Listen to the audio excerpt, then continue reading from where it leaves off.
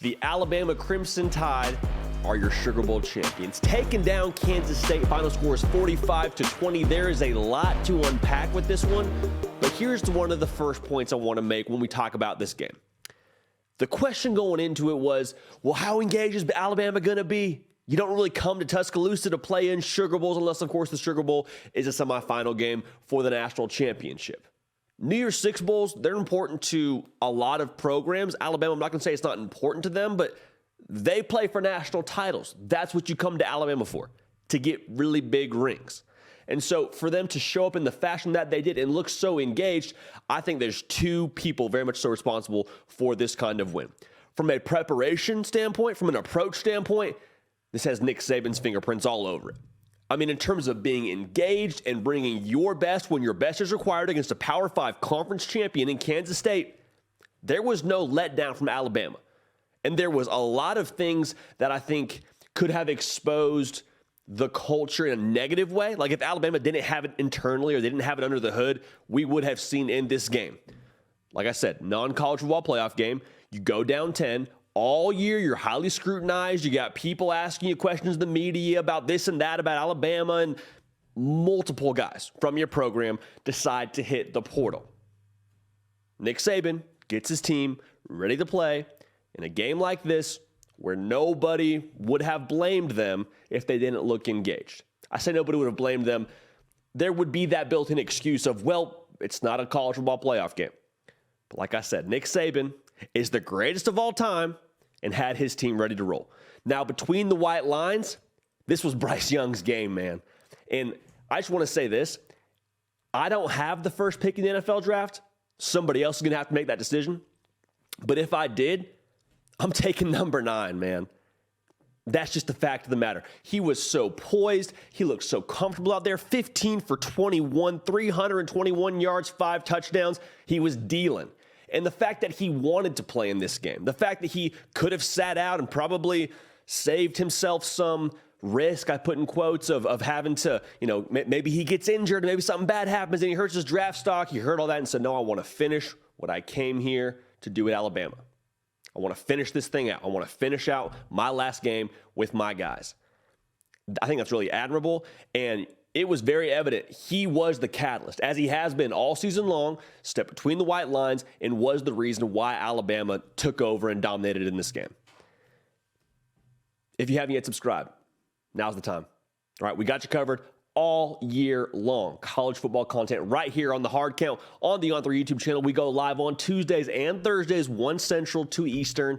Make sure you're locked in there. Have a lot of interaction. Also, follow me on the socials at JD Pickell on Twitter and on Instagram. So here's one of my main takeaways coming away from this game. Alabama's still Alabama. Okay?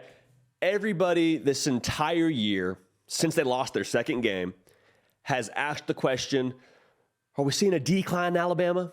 Is Alabama going to be the Alabama of old? Are they still going to be one of the top dogs? Are they still among the elite in college football? Maybe Nick Saban's lost a step. Let me just say this. They went out against a Power 5 conference champion in Kansas State who, let's be real, that was their Super Bowl. Alabama's used to playing in New Year's Six bowl games. For Kansas State, that was everything for them. And I thought they put up a really strong showing regardless of what the final score says. They're a line of scrimmage team, is Kansas State. Guess what Alabama did? Dominated the line of scrimmage. Well, we've come to expect from Alabama a couple of things.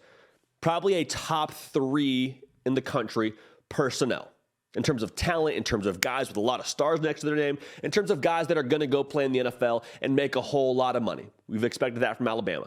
Think that's still very much in play. We expect Alabama, week in and week out, to be one of the most physical teams in the country.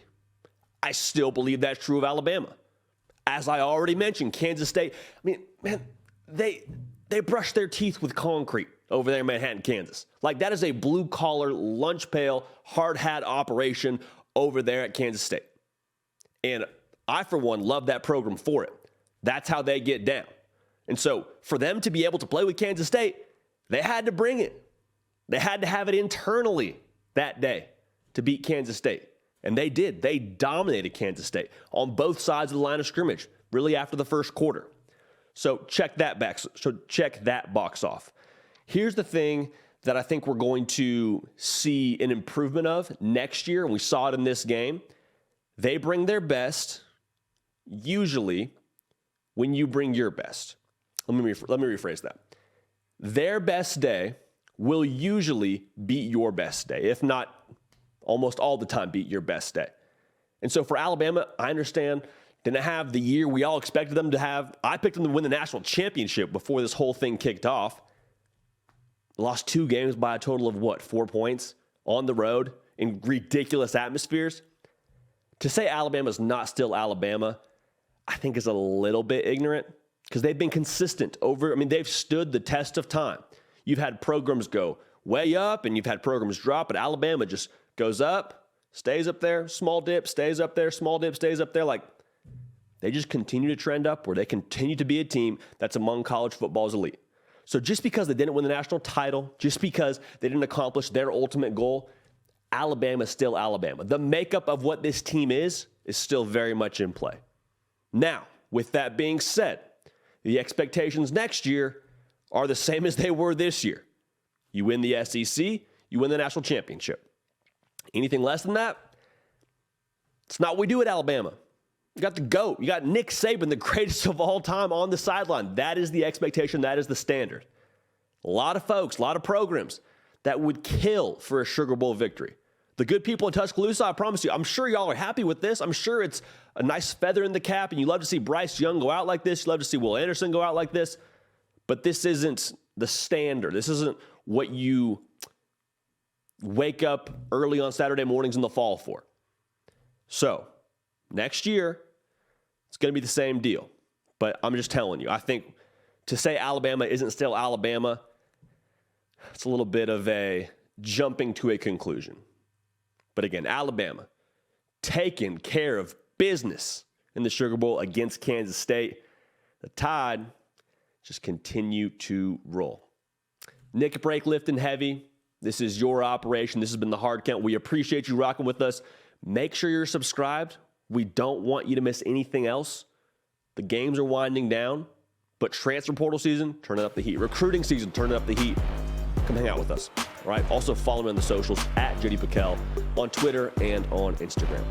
We're going to keep the party rolling, and we will see y'all next time. Hey, y'all. Thanks so much for watching. Subscribe to the channel here to make sure you don't miss an episode of The Hard Count. Also, be sure to check out other videos on the On3 YouTube channel.